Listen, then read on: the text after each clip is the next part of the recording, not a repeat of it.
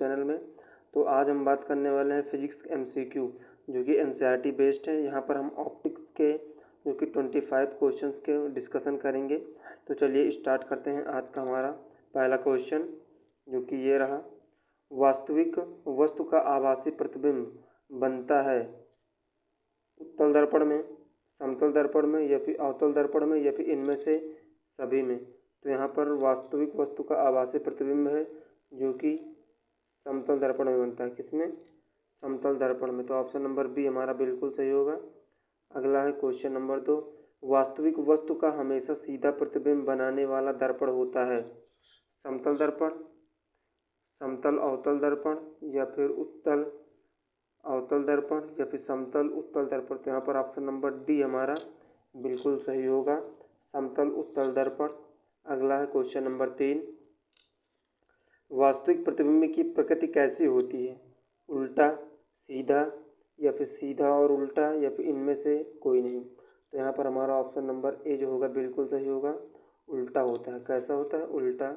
अगला है question number 4, वस्तु से छोटा प्रतिबिंब बनाता है उत्तल दर्पण, अवतल दर्पण, समतल दर्पण या फिर उत्तल दर्पण और अवतल दर्पण दोनों। तो यहाँ पर हमारा ऑप्शन नंबर डी जो होगा बिल्कुल सही होगा, अवतल और उत्तल दोनों दर्पण जो हैं वस्तु से छोटे प्रतिबिंब बनाते हैं। अगला है क्वेश्चन नंबर 3, प्रकाश के परावर्तन के नियम के अनुसार आपतन कोण परावर्तन कोण से बड़ा है या फिर आपतन कोण परावर्तन कोण के बराबर है या फिर आपतन कोण परावर्तन कोण से छोटा है या फिर सभी सत्य हैं। तो यहाँ पर हमारा ऑप्शन नंबर बी जो होगा बिल्कुल सही होगा। कौन सा? बी। आपतन कोण जो होता है परावर्तन कोण के बराबर होता है, मतलब कोण आई इक्वल टू कोण आर। ये हमारा प्रकाश के परावर्तन के नियम के अनुसार कोण आई इक्वल टू कोण आर होता है। अगला है क्वेश्चन नंबर 6, समतल दर्पण द्वारा बना प्रतिबिंब सदा होता है आभासी और उल्टा, वास्तविक सीधा या फिर सीधा आभासी या फिर वास्तविक। तो यहाँ पर हमारा ऑप्शन नंबर सी बिल्कुल सही होगा, सीधा और आभासी होता है समतल दर्पण द्वारा बना प्रतिबिंब। अगला है क्वेश्चन नंबर 7, आँख में प्रवेश करने वाले प्रकाश की मात्रा को नियंत्रित करता है परितारिका, पुतली या लेंस या पक्षांबी पेशियाँ। तो यहाँ पर हमारा ऑप्शन नंबर ए जो होगा बिल्कुल सही होगा, परितारिका जो है आँख में प्रवेश करने वाली प्रकाश की मात्रा को क्या करता है? नियंत्रित करता है। अगला है क्वेश्चन नंबर 8, सूर्य उदय और सूर्यास्त के समय सूर्य का गोल दिखाई देता है गोलाकार, घनाकार आकार, अंडाकार या फिर चपटी। तो यहाँ पर हमारा ऑप्शन नंबर डी बिल्कुल सही होगा। किस आकार का दिखाई देता है? चपटी।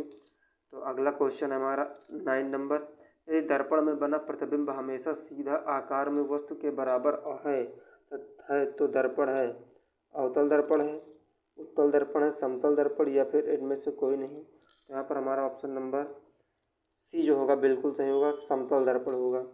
अगला है क्वेश्चन नंबर 10, समतल दर्पण के द्वारा बना प्रतिबिंब होता है वास्तविक, काल्पनिक, उल्टा या फिर इनमें से कोई नहीं। यदि दोस्तों आपको इन प्रश्नों का आंसर पता है तो आप कमेंट में लिख सकते हैं। तो यहाँ पर हमारा ऑप्शन नंबर बी जो होगा बिल्कुल सही होगा, काल्पनिक होता है। अगला है क्वेश्चन नंबर 11, निम्न में से कौन सा पदार्थ लेंस के लिए प्रयुक्त नहीं किया जा सकता है? जल, मिट्टी या फिर प्लास्टिक या फिर कांच। तो यहाँ पर हमारा ऑप्शन नंबर बी जो होगा बिल्कुल सही होगा, मिट्टी का प्रयोग जो कि लेंस के लिए प्रयोग नहीं किया जा सकता। अगला है क्वेश्चन नंबर 12, उत्तल लेंस की क्षमता होती है धनात्मक, ऋणात्मक या फिर शून्य या फिर अन्य। तो यहाँ पर हमारा ऑप्शन नंबर बी जो होगा बिल्कुल सही होगा, उत्तल लेंस की जो क्षमता होती है वो कैसी होती है? धनात्मक होती है, मतलब पॉजिटिव होती है। अगला है क्वेश्चन नंबर 13, लेंस की क्षमता का एसआई मात्रक है मीटर, मीटर स्क्वायर, डायोप्टर या फिर एन। लेंस की क्षमता का जो एसआई मात्रक है वो है डायोप्टर। तो ऑप्शन नंबर सी यहाँ पर बिल्कुल सही होगा हमारा। अगला है क्वेश्चन नंबर 14, पानी से भरी बाल्टी की गहराई कम दिखती है, इसका कारण है पूर्ण आंतरिक परावर्तन या फिर अपवर्तन या फिर अपवर्तन या फिर परावर्तन या फिर इनमें से कोई नहीं। तो यहाँ पर हमारा ऑप्शन नंबर बी बिल्कुल सही होगा। परावर्तन, कौन सा? परावर्तन। परावर्तन के कारण जो होती है पानी में भरी बाल्टी आधी दिखाई देती है। अगला है क्वेश्चन नंबर 15। पानी में डाली हुई छड़ टेढ़ी दिखती है, इसका क्या कारण है? परावर्तन के कारण, अपवर्तन, या परावर्तन और अपवर्तन, या फिर इनमें से कोई नहीं। तो यहाँ पर हमारा ऑप्शन नंबर बी जो होगा बिल्कुल सही होगा। कौन सा? ऑप्शन नंबर बी बिल्कुल सही होगा। अगला है हमारा क्वेश्चन नंबर 16। दर्पण की चौड़ाई को, दर्पण को कहा जा सकता है फोकस, ध्रुव, द्वार, या फिर इनमें से कोई नहीं। तो यहाँ पर हमारा ऑप्शन नंबर ए जो होगा बिल्कुल सही होगा। फोकस कहा जा सकता है, किसे? फोकस कहा जा सकता है। तो यहाँ पर ऑप्शन नंबर ए हमारा बिल्कुल सही होगा। अगला है क्वेश्चन नंबर हमारा 17। सोलर कुकर में प्रयोग किया जाता है अवतल दर्पण, उत्तल दर्पण, समतल दर्पण, या फिर इनमें से कोई नहीं। तो यहाँ पर हमारा ऑप्शन नंबर होगा ए बिल्कुल सही होगा। इसका प्रयोग किया जाता है अवतल दर्पण का। तो ऑप्शन नंबर ए हमारा बिल्कुल सही होगा। अगला क्वेश्चन हमारा 18 नंबर। रोगियों के नाक, कान, गले आदि की जांच के लिए डॉक्टर प्रयोग करते हैं समतल दर्पण, उत्तल दर्पण, या फिर अवतल दर्पण, या फिर इनमें से कोई नहीं। तो यहाँ पर हमारा ऑप्शन नंबर सी जो होगा बिल्कुल सही होगा। इसका प्रयोग करते हैं अवतल दर्पण का। तो ऑप्शन नंबर सी बिल्कुल सही होगा। अगला क्वेश्चन हमारा 19 नंबर। हीरे का अपवर्तनांक है 1.77 या फिर 1.47 या फिर 1.44 या फिर 2.42। तो यहाँ पर हमारा हीरे का अपवर्तनांक जो होता है ऑप्शन नंबर डी बिल्कुल सही होगा, 2.42 होता है। अगला हमारा क्वेश्चन नंबर 20। मोटर गाड़ी के चालक के सामने लगा रहता है, मतलब मोटर गाड़ी के सामने जो लगा रहता है कांच, वो कौन सा अवतल दर्पण होता है, समतल दर्पण है, या फिर उत्तल दर्पण, या फिर अन्य। तो यहाँ पर हमारा ऑप्शन नंबर सी जो होगा बिल्कुल सही होगा। कौन सा? उत्तल दर्पण होता है। ऑप्शन सी यहाँ पर बिल्कुल सही होगा। अगला हमारा क्वेश्चन नंबर 21। टार्च से किस प्रकार के प्रकाश पुंज की प्राप्ति होती है? समांतर प्रकाश पुंज, संसृत प्रकाश पुंज, या अपसंतर प्रकाश पुंज, या सभी कथन सत्य हैं। तो यहाँ पर हमारा ऑप्शन नंबर बी जो होगा बिल्कुल सही होगा, संतृप्त प्रकाश पुंज। अगला हमारा क्वेश्चन नंबर 22। सामान्य नेत्र की रेटिना पर बनने वाला प्रतिबिंब होता है आभासी और सीधा, वास्तविक और सीधा, या वास्तविक और उल्टा, या आभासी और उल्टा। तो यहाँ पर हमारा ऑप्शन नंबर जो होगा सी बिल्कुल सही होगा। कौन सा? सी, वास्तविक और उल्टा।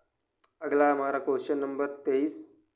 नेत्र लेंस में समायोजन की क्रिया होती है आइरिस द्वारा, नेत्र लेंस द्वारा, या सिलियरी पेशियों द्वारा, या फिर कार्निया द्वारा। तो यहाँ पर हमारा ऑप्शन नंबर सी जो होगा बिल्कुल सही होगा। कौन सा? ऑप्शन नंबर सी बिल्कुल सही होगा, सिलियरी पेशियों द्वारा। अगला हमारा क्वेश्चन नंबर 24। किसी नेत्र का निकट बिंदु है 2.5 सेंटीमीटर, या फिर 25 सेंटीमीटर, या फिर 2.5 मीटर, या फिर 3 मीटर। तो यहाँ पर हमारा ऑप्शन नंबर बी जो होगा बिल्कुल सही होगा, 225 सेंटीमीटर होता है किसी भी बिंदु का निकटतम बिंदु जहाँ से हम किसी वस्तु को देख सकते हैं। अगला है क्वेश्चन नंबर 25। आँख की पुतली किस प्रकार कार्य करती है? परिवर्ती द्वारक की भांति, दृढ़ तंत्रिका की भांति, या फिर पुतली की भांति, या फिर अन्य। तो यहाँ पर हमारा ऑप्शन नंबर ए जो होगा बिल्कुल सही होगा। कौन सा? Option number A. तो दोस्तों इस प्रकार हमारा आज का 25 क्वेश्चंस कंप्लीट होते हैं। तो मिलते हैं आपसे नेक्स्ट वीडियो में। आप कमेंट करके बता सकते हैं कि आप नेक्स्ट वीडियो किस टॉपिक पर चाहते हैं। धन्यवाद।